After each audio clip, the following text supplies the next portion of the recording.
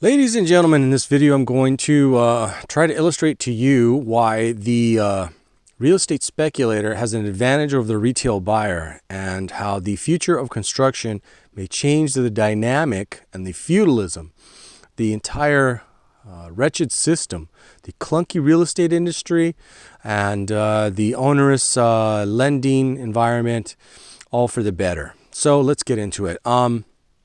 In the efforts of full disclosure, ladies and gentlemen, this is not financial, legal, or real estate advice of any kind. I am simply trying to educate people about how the typical real estate transaction is now and how it may change in the future. And, I was on the receiving end of a transaction that did not go well for me, ladies and gentlemen, and I lost six figures. Because I was ignorant about real estate, ladies and gentlemen. So for the last 4 years, I have been studying about real estate, listening to gurus, podcasts, and trying to educate myself on the real estate industry as is. I've taken a real estate class and I have my pre-licensed certificates. I may or may not become a real estate agent in the future, but I am definitely a student of real estate for life. So, ladies and gentlemen, without further ado, let's get into how the typical real estate transaction occurs. Typical real estate transaction has a buyer and a seller. The typical situation is that a seller decides that it's time to sell, and they will try to recruit a real estate agent to get them to sell their home for them because, of course, the seller doesn't really know too much about real estate and how it works. How clunky and cumbersome and illiquid an asset it is, and it is illiquid because of the clunky process. Now, the real estate agent will say, sure, I'd love to have an exclusive right to sell your property. Gets them to sign a listing agreement promising a comparative market analysis, some marketing. I'll put the sign out front, put your house on the MLS.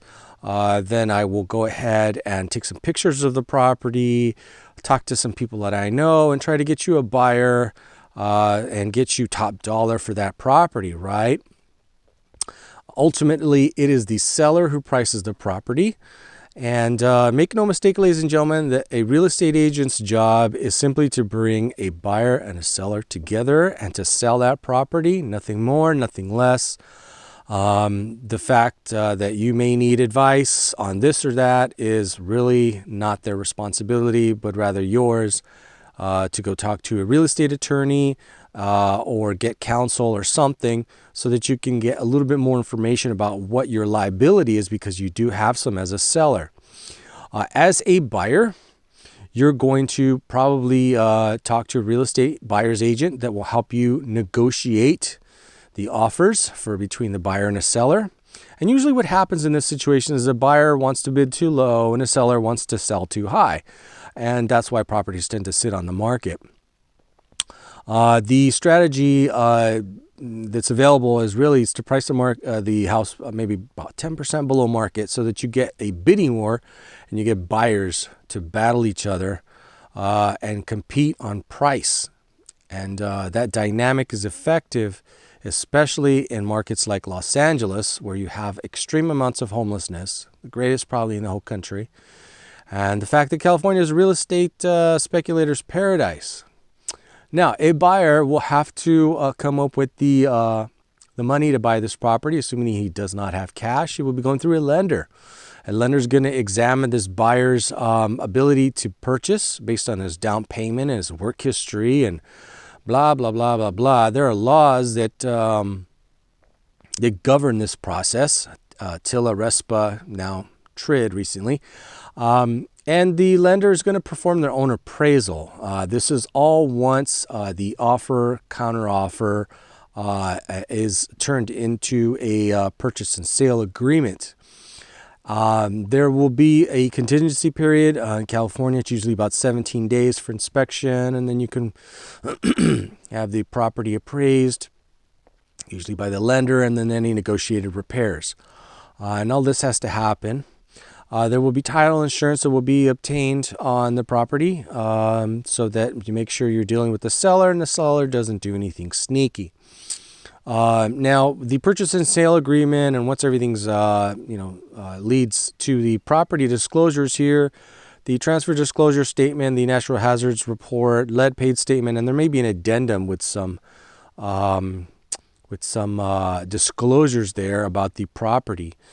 Now, looking at the retail expenses, we can see why real estate as is such a clunky, drawn out, expensive, and illiquid asset that's being leveraged by the banking cartel for profit. So in terms of transaction costs, we can look and see that there's title, escrow, roughly around 3%, plus or minus, depending on who you use, and then the lender, who will have a myriad of fees that some will make sense and many will, leave you scratching your head about. Some of them are appraisal, home inspection, points, document, closing costs, prepayment penalties, interest, loan servicing, origination, wire transfer, credit report, endorsement, recording, transfer tax. Now, those are some of the one-time fees that you will get for the privilege of borrowing money for an asset that is collateralized, like real property. And then remember, democracy is two wolves and a sheep voting on what's for dinner, ladies and gentlemen. And guess who the sheep is? That would be you. The banking cartel and government work together to keep you enslaved. Now, the taxes ongoing, I just took this from the Alley County tax collector. Some of them may be voted indebtedness, county, city, sewer, water, flood, community, college, unified schools, trash, district assessment, vector control, emergency, and county parks. And let's not forget about the real estate broker and real estate agent, which will be splitting that 3%. On the buy or sell side, collectively, it is a 6% rake in of the transaction. Number 3, let's look at how real estate investors, in my opinion, have a advantage. These real estate speculators have an advantage over the shelter buyer who wants to buy the American dream of home ownership but doesn't really understand the clunky real estate industry and the way it works, plus all the options available to him or her. First of all, they're going to perhaps be sourcing this inventory through a real estate broker, a wholesaler, or through direct mail. The seller may most likely be a for sale by owner, short sale, trustee sale, foreclosure, probate, tax lien. The seller may even be a lender that's holding the property in foreclosure. And there's various different scenarios why a for sale by owner may exist. They may have gotten sick. They may have lost a job, fallen behind on their credit card payments, had a job change, divorce, just all sorts of reasons a for sale by owner may exist. They may even be the victim of political gang stalking, where nepotism and gang stalking is leveraged by local politicians to suppress or to harass those who oppose their will. That is definitely something that happens, and it's not really given enough credence, ladies and gentlemen. Now, these real estate speculators will be looking for property, right, at as-is value. Right? They're going to determine that as-is value by performing a home inspection to confirm what they know. And they're going to have a broker's price opinion to give them an idea of what as-is value is. Now, what they're going to do, however, is pay 60-80% of as-is value. So what the transaction sort of might look like is, if the retail property is worth $300,000 all fixed up, as is, maybe because of functional or economic obsolescence. For an example, let's say, for example, it has functional obsolescence. It has a wiring, built in the house is built in 1930s, has wiring from 1930s, which is aluminum and subject to arcing. And maybe there was a fire in the laundry room, and the for sale by owner, or maybe the lender doesn't want to deal with it. Maybe they didn't have fire insurance. I'm not sure.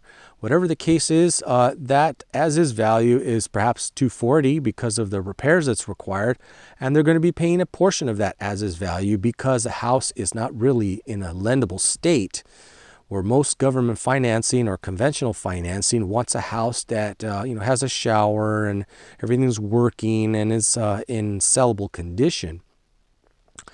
There may even be a situation where that house has unpermitted rooms or additions or whatever that make the house not available for conventional or government financing.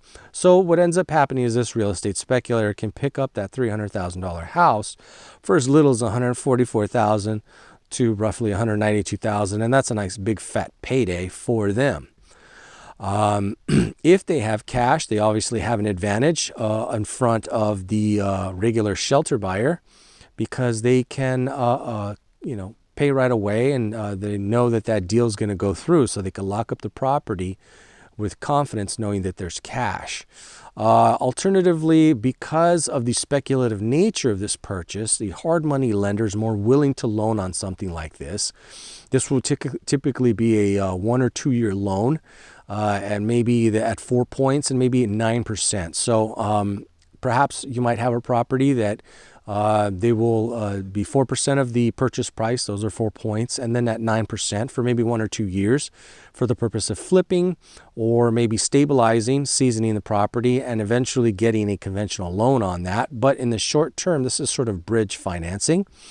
And the lender will have their own appraiser and their own servicer to collect the funds.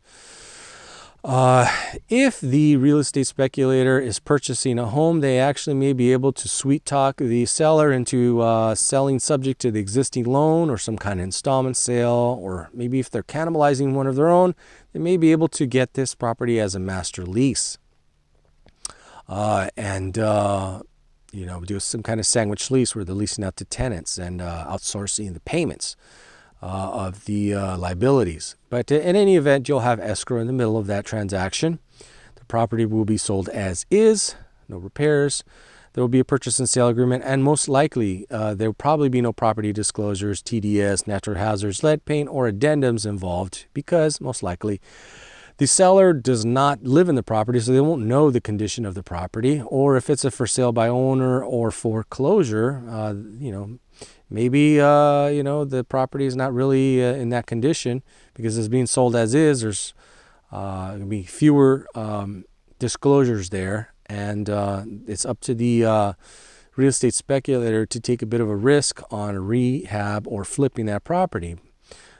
Generally, this is not as big of a deal, but can, because of market cycles, cause that investor to lose money. So they do take a risk, but they're very rewarded because of their toolkit and because of the tax implications versus the two. And let's take a look at that. Retail versus investor transaction. Now, back in the old days of manifest destiny, you could, in this country, the United States, get a homestead and then build your own cabin, and you're in business. You've got a roof over your head and you don't owe nobody nothing. You got to dodge some tomahawks and that kind of thing, but hey, you got a house.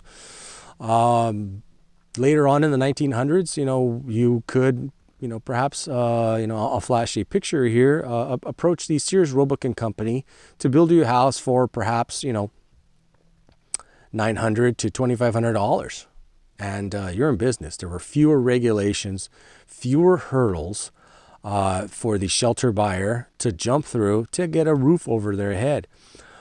Even today, especially here in Los Angeles, where we have among the highest homelessness in the country, because California is a real estate speculator's paradise, where lots of immigration from various countries has pushed up the price of inventory, right, beyond median wages. And there's also a lot of speculation by the investment community for the purposes of flipping or renting. And so you've got basically a shelter buyer who must absorb all these costs, competing with real estate speculators who can outsource those costs and have tax breaks that and tax shelter, frankly, that the shelter buyer does not. What an ironic situation, ladies and gentlemen, but that's the way it is. I'm going to include a link to a podcast from the Norris Group. They talk about all the different onerous regulations and costs that are placed upon the development of new inventory. Remember, ladies and gentlemen, democracy is two wolves and a sheep voting on what's for dinner. You are the sheep. Government and big business are the wolves. So let's take a look at some of the benefits that you would get with the American dream of home ownership that has been conditioned into the American psyche for over 100 years now. Shelter, freedom. Perhaps if they know and understand, they could do a 1031 exchange, but most of the time, the shelter buyers are ignorant about what they can do with that property. The mortgage interest deduction, that law has recently changed, and that may not be as much of a benefit as it previously was. That is different, ladies and gentlemen, because real estate speculators can take advantage of these buy, rehab, refinance, and repeat scenarios, but the shelter buyer cannot. They do have the benefit of having a non-recourse loan. In other words, this is a collateralized loan. If the house is upside down or whatever, the shelter buyer will not be on the hook for anything beyond what was borrowed on the property, or what the property is worth, really, at the time. Now, they may or may not be able to refinance based on their ability to repay that loan and how much equity is in the house and what the lender's willing to loan on that property or feels comfortable with. However, these benefits come at a huge financial liability. They have to pay the shelter buyers on the hook for the mortgage, maintenance and repairs, roof, AC, plumbing, insurance, fire, flood. They will be able to deduct property tax, but that's one of the few deductions they have, because quite honestly, ladies and gentlemen, most of the liability falls upon the shelter buyer for everything, because they're not able to outsource any of the expenses that it costs to have the American dream of home ownership. On the flip side, the real estate speculator gets all the benefits of the shelter buyer, right? Shelter, freedom, 1031 exchange, a non-recourse loan if it's 4 units or less. They get to refinance, ladies and gentlemen. Let's say they buy a 4-unit. 3 of those units can have 75% of the rental income qualify to refinance or purchase that property. And that, in my opinion, is already benefit number one, and a big one, right? So they can afford more property by definition than the shelter buyer. On the financial liability side, yes, they do have to have all the same liabilities of mortgage, maintenance and repairs, roof, AC, plumbing, insurance, fire, flood, property tax. If it's 5 units or greater, they do have a recourse loan, meaning the property, if it's 5 units or greater, anything above and beyond what was borrowed, will have a personal guarantee by the real estate speculator. But normally, you don't buy this by yourself, 5 units or greater. You usually buy it with a partner or in an LLC or something where there's more than one financial person responsible, so the responsibility can be distributed. However, the largest benefits that these real estate speculators can use is rental income to offset expenses, 1, and 2, they're only taxed after expenses and only on profit. This is huge, ladies and gentlemen, because guess what? The majority of the financial liability the shelter buyer must shoulder do it on their own with few to no deductions. So we can see, ladies and gentlemen, that the real estate speculator is already at an advantage over the real estate speculator. We've gone over that. Now let's go over number 5 here. Now, the real estate industry is clunky. However, things can be done already electronically to reduce the cost of an existing transaction. The real estate industry is clunky, and with a smart transaction, we can already reduce the costs by employing what's called a blockchain smart contract. I think this is the next layer of linear progressionism that we typically see in American society, where we don't have a radical disruptive shift in the way business is conducted. We have these incremental steps, these baby steps that don't disrupt the boomer economy so drastically. So in blockchain smart contracts, which are the future, and it's already being proven that they can save time and money, things like title, escrow, electronic credit reporting, electronic appraisals, electronic documents, electronic recording, and electronic loan servicing will disrupt the low-hanging fruit of the human paper pushers that we have these days. And so blockchain smart contracts can not only take care of those responsibilities, can also accommodate the existing fiat currency lender, with their income verification, points, closing costs, prepayment penalties, loan interest, endorsement, origination, transfer tax, home inspection costs. All these existing fees can all be reduced to electronic equivalents, saving time and money for a clunky, slow, drawn-out transaction.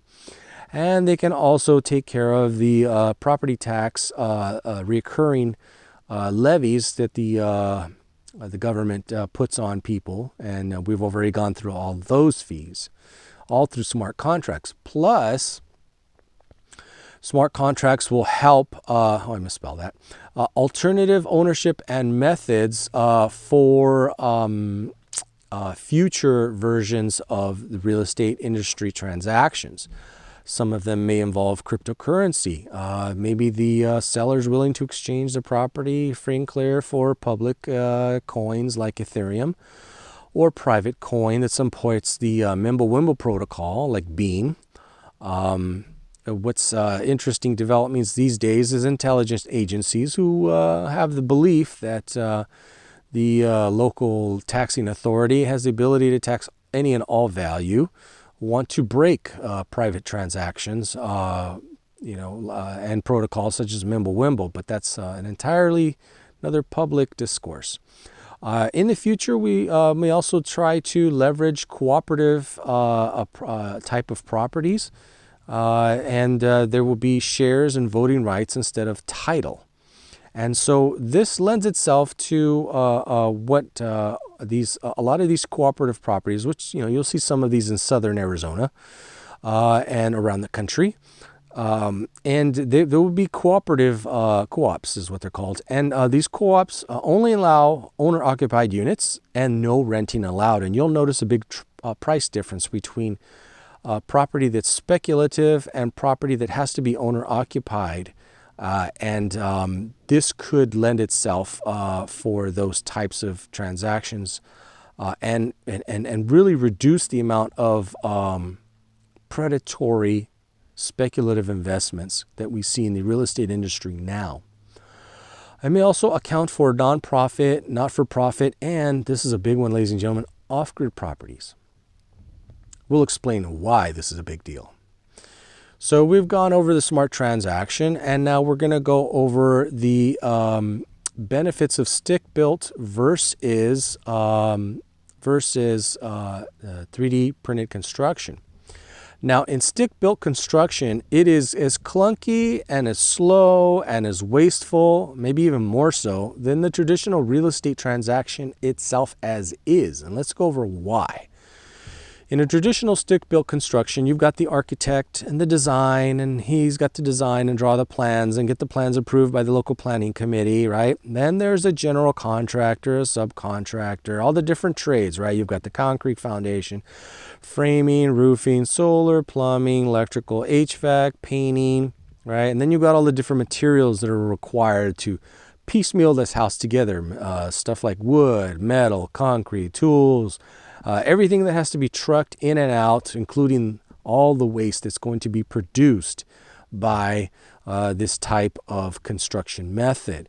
Obviously, we've gone over some of the costs, but you have to pay an architect, all the permits. Ladies and gentlemen, I'm going to link to an article by the Norris Group where they get into this podcast where they discuss all the different permitting fees and all the onerous regulations that are involved in the construction process that really, these local municipalities, to wolves and to sheep, ladies and gentlemen, voting on what's for dinner and nickel and diming the hell out of everyone they can. And this is really, the local tax farm, taking its pound of flesh off of people. And this is something I'm not going to be condoning, but it happens. And unfortunately, it's something that keeps real estate obscenely expensive. So you've got these impact fees, and you've got all the inspections, and of course the additional costs of general contractor, subcontractor, and all the different aspects that they're going to have to go through, right? And guess what? All of this,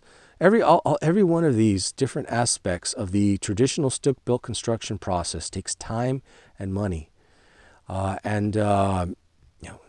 just the construction loan. There's just so many aspects of this traditional building method where the real estate building industry really has not been disrupted, and I would say over 100 years. And this speculative real estate, cellulose housing ideology that has really been, speculated and exploited over years and years and years leads to too much time, too much money, and a lot of homelessness. Now, conversely, the future is 3D printed construction, ladies and gentlemen. It is definitely going to throw a wrench into the way things work now. The possibilities are endless. We can, as we know it, ladies and gentlemen, end homelessness on planet Earth. And this will not only have terrestrial, but extraterrestrial applications as well. NASA's already talking about building bases on the moon. We're looking at building bases on Mars. And this is all due to the advances in 3D printed construction. The cost savings here on Earth are already very easy to fathom. This is all a hypothesis on my behalf. We can save money on the architect because we can already have pre-proved CAD designs that are tested for lot size. We could save money on the general contractor because instead of having all of these things designed specifically for an exact application, we could have bolt-on trades. A bolt-on roofing kit, a solar kit, a plumbing kit, electrical kit, HVAC, and painting will be all minimized because things will be built specifically already in an automated fashion. And everything will be pretty much bolt-on for certain very common bills. We're going to have a reduction in material costs because instead of cellulose houses built out of wood that are subject to water damage, fire damage, termites, dry rot, you name it, everything that starts attacking your house over time and makes it expensive and time consuming to repair can all be taken care of by a durable and recyclable material called geopolymer concrete. And geopolymer concrete has less CO2 emissions than traditional concrete, which is, I believe, more not as healthy for the environment. So you're going to have a savings in terms of the amount of tools, transportation, and most importantly, a reduction in waste for the building process. The cost savings are enormous. You're going to have a reusable CAD design that's going to be already pre-approved before that house ever applies for a certificate of occupancy or a permit to build. You're going to have a streamlined permitting process, fewer inspections. Impact fees can be reduced for a lot of existing municipalities because of the streamlining process. And for opt-out and off-grid bills, opt out of the building code or off-grid bills, you're going to have enormous, huge building cost savings. There will be some increase for the building costs in engineers, but that will be initial as the industry becomes more streamlined and automated and routine processes are developed because most of the work will be performed by an extruder. This is a new building method that reduces and eliminates the need to do foundations and everything like that, because a lot of the foundation and on walls will be built by this geopolymer concrete extruder. You're obviously going to be able to build a house a lot faster. Now, I'm going to link down in the description a company called Apiscore out of San Francisco. Built a home in Siberia in 24 hours for the price tag of $10,000, ladies and gentlemen. And so already we can see out of the gate that we have the very distinct possibility to build a home in days, not months or years. That saves us an enormous amount of time and money over traditional stick-built construction methods. And we're already looking at an initial savings of 70% on building costs. This is right out of the gate. I'm going to link to another company called Icon out of Texas. And they built their first prototype in Austin, Texas, I believe. And they built for the same price, about $10,000, a one-bedroom, one-bath prototype. And they believe that they can get the cost even lower than that. They're going to be looking to partner with an affordable housing authority, and in South America, they believe they can drive the cost down to $4,000 per one unit of bed and bath. These are single-family detached homes, small to begin with, but they will continue to ramp up, I'm sure. There's another company that I'm going to link to as well, which is probably, in my opinion, the strongest and most ambitious of them all, called Wedsun. Wedsun in Shanghai, China. And they not only can build houses, they've built an entire apartment structures and beyond. 3D printed and quickly and cheaply, ladies and gentlemen. This is all going to have an effect on less waste and a huge savings of time and money, and will be environmentally sustainable. Ask yourself this question, ladies and gentlemen. When you have inventory that is so time-consuming and expensive to build right now, competing with inventory that can be built for 70% or greater less than existing construction, what do you think is going to happen to the price of housing, ladies and gentlemen?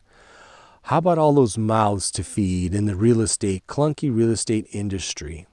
How about all the lenders and loan officers and entities that are involved in this expensive, clunky real estate transaction that we've been conditioned to believe is an asset, but is really a liability? What do you think is going to happen to the price of that inventory when new inventory comes online faster and cheaper than ever before? Yeah, you can bet that the U.S. economy is going to be scared to death because of how much of the U.S. economy, how much the Federal Reserve is doing to prop up asset values. And so, ladies and gentlemen, I'm telling you right here, right now, that the progress in this arena to end homelessness, to build better, faster, and cheaper than ever before, will first and foremost exist outside of the United States. The U.S. will probably be the last company or tax farm to catch up. Now that we've gone over the obvious advantages of the stick-built versus, the 3D construction over stick-built, let's look at the people that are bringing these new possibilities to life, ladies and gentlemen, and the implications thereof. You might think, oh, this is all wonderful. I don't see any of this happening right now in the United States. Well, open your eyes, because I'm telling you, ladies and gentlemen, we live in a global economy, no matter what protectionist agenda we may have at the time. First and foremost, the major players in this industry are Wedsun, Shanghai, China. And I'd like to thank them for pushing the envelope with this technology.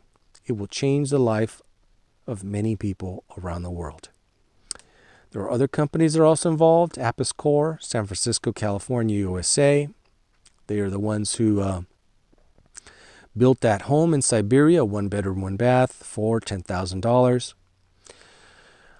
They are also working with NASA for extraterrestrial applications of this technology. There's also that company that I mentioned here is Icon in Texas, USA, who built their prototype, I believe, in Austin, Texas for about $10,000, and they're working with a affordable housing entity, and there was discussion. I don't know if, what the status of that is now, but to do that in South America for a cost of about $4,000.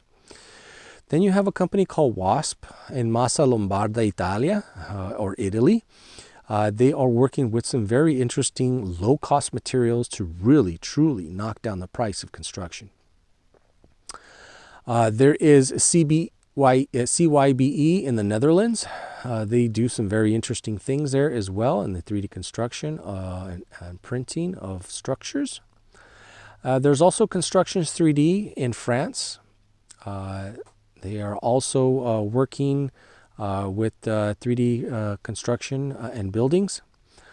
And there's an interesting company called Renka in United Arab Emirates in Dubai, and they have a very interesting geopolymer ink, as it were, that is used to build these sustainable, durable, 3D printed homes and buildings. Really, there's you could go. I'm going to try to dig up the link, but there's a lot of very interesting projects that have already been completed in all of these various locations. Winsun has some very, very impressive projects. They have already proven and completed. Apiscore, Icon in Texas, USA. WASP has already completed a project. The Renka has already demonstrated the durability of their geopolymer concrete, which is a recent advancement. Constructions 3D has also completed a few of their initial projects, and somewhere in Europe, I've got to find where was the first house in Europe that and I believe it's France. You're gonna have to quote me, don't quote me on that, but go ahead and look around, where they have the first 3D printed house that's actually been inhabited by people. And Netherlands, I believe they are considering, actually already have plans drawn up for an entire community of 3D printed housing. And they are working on the local municipality on that. As we zoom out, ladies and gentlemen, see the big picture of things, what we can see is that 3D printing is an component, the main component, where solar as well, the big players in solar photovoltaics, which are listed here, and you can check them out in the description, will be facilitating atmospheric water generators. And these are some of the big players in the atmospheric water generator arena, to bring together off-grid housing. Not included in this list, ladies and gentlemen, is wireless communication and drone technology. And this really opens up the path to building off-grid communities that are no longer going to be the political tax farms that we see now. So instead of named cities where everyone's huddled together and dependent on public mass transit, we're going to be in off-grid societies, ladies and gentlemen, that are more independent, not as centralized. This is a decentralized, self-sufficient, and forward-thinking initiative. And this isn't something that can easily politically be squashed. I'm telling you, the BRIC countries are moving forward in multiple fronts to change the way things happen. Go read this book, ladies and gentlemen, called The World is Flat. It was one of the best books that I've ever read in my life, and it discusses how technology will level the playing field and how the United States no longer has the advantage it once had as an industrialized nation. As the world's reserve currency, things need to change. Ladies and gentlemen, I purchased my internal combustion vehicle 20 years ago almost, and I'm telling you, I fully expected electric vehicles to replace my next purchase. But no, we've held on to the fossil fuel engine way too long. We've held on to stick-built construction way too long, when there are viable alternatives here and now. And ladies and gentlemen, I think this problem has come to a head, where the real estate industry has done it to himself by not innovating, by really taking advantage of people who just need a roof over their head. Ask yourself these couple of questions, ladies and gentlemen. How many hours of your life have you spent paying rent, paying a mortgage? How many divorces and failed marriages and so forth are occurring because of financial stress, all for the purpose of promoting and perpetuating feudalism, ladies and gentlemen. Feudalism that we've really inherited a financial and political structure from the British. And it really hasn't changed, ladies and gentlemen. Slavery hasn't really changed very much because we still have feudalism where the government owns really the property that you have. And it's been too expensive, too cumbersome, too time-consuming, to this, to that, all these barriers to entry and all these financial speculators that are willing to take advantage of people that have fallen on hard times and steal their equity position. And I think this needs to come to an end, ladies and gentlemen. I believe 3D printing will tip the scales in favor of a decentralized society who will be able to not have to depend so much on the trades and depend on so much on all the different aspects of putting a house together. It's not going to be this long drawn out affair that our American political system has allowed it to become. It will become a streamlined, forward-thinking, decentralized process, allowing human beings to leverage their short lifespan for more important things like ending homelessness, ending hunger, and taking care of and ending diseases as we know them, ladies and gentlemen. This is going to be a life-changing technology that will give us more time and effort and to really rethink fiat currency and how we contribute to the world. Ladies and gentlemen, most of American society has been focused on, well, little Johnny, what are you going to be when you grow up? I think that question is wrong. You have to ask the right question if you want the correct answer. The real question is, what are you going to do when you grow up, ladies and gentlemen? And doing takes time and effort that we have been spending needlessly on these financial cockroaches, these speculators, these banking cartels that have enslaved the masses solely for the purpose of keeping a roof over their head. Ladies and gentlemen, I think we are smart. I think we are smart enough to see the future is clearly into view. You know, the New World Order, ladies and gentlemen, they are so into numbers. 2020 next year, ladies and gentlemen, clear vision about the future is here and now, and disruption is exponential, not linear, like the U.S. economy has been for so long, and it is long past the time that the real estate and financial bureaucrats and politicians and these speculators get disrupted, ladies and gentlemen. And I believe 3D printing will provide the safe, clean, and affordable, inexpensive housing that we have been waiting for and is long overdue. And if you like this video, ladies and gentlemen, smash that like button. Don't forget to subscribe. And if you have a constructive comment, drop it down. And as always, ladies and gentlemen, thank you for watching this video. We'll catch you on the next one.